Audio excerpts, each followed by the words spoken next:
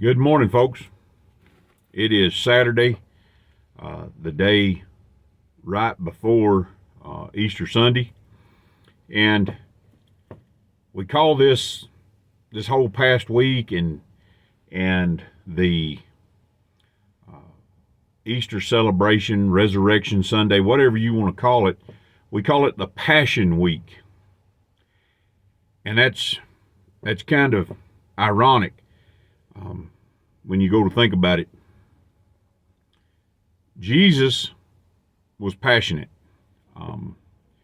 You don't live and die for something unless you're passionate about it.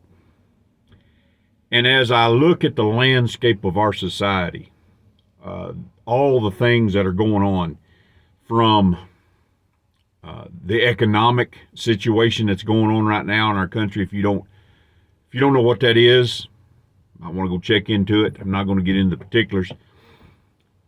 Our moral situation, the state of affairs of our nation and people in general,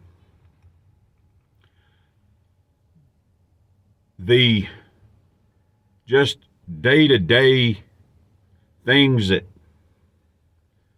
people do to one another here in our nation, our corrupt government. The list goes on and on and on. And what I see is a cancer that is the exact opposite of passion. It's passivity. Our churches are passive. They don't preach the gospel unadulterated, unmixed. They preach it mixed with the world. They mix it with their own ideology, humanistic ideas. It's all about me. It's all about what I get out of it. There's no passion.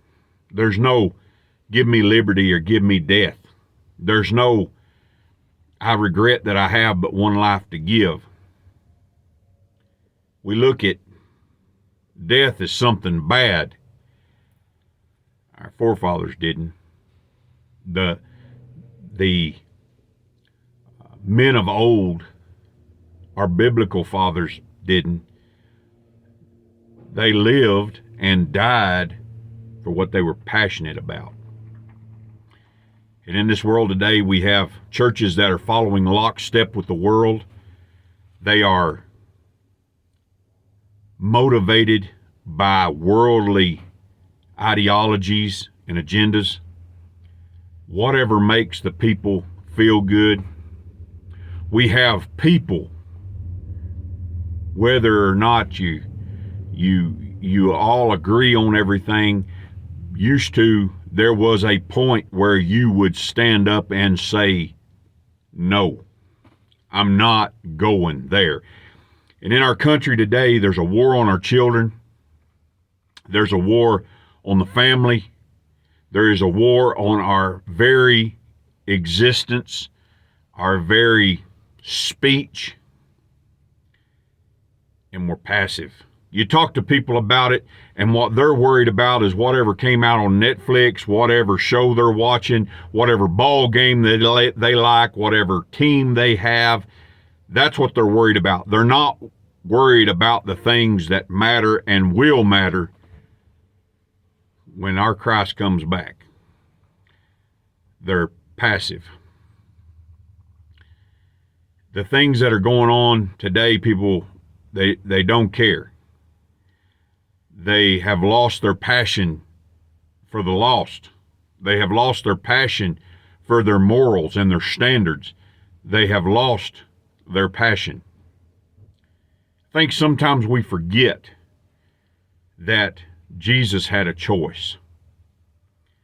He followed through with what was before him because of his passion for the will of God, for the Father. That's what we need to get back. And I'm afraid that there's some who have gone way too far.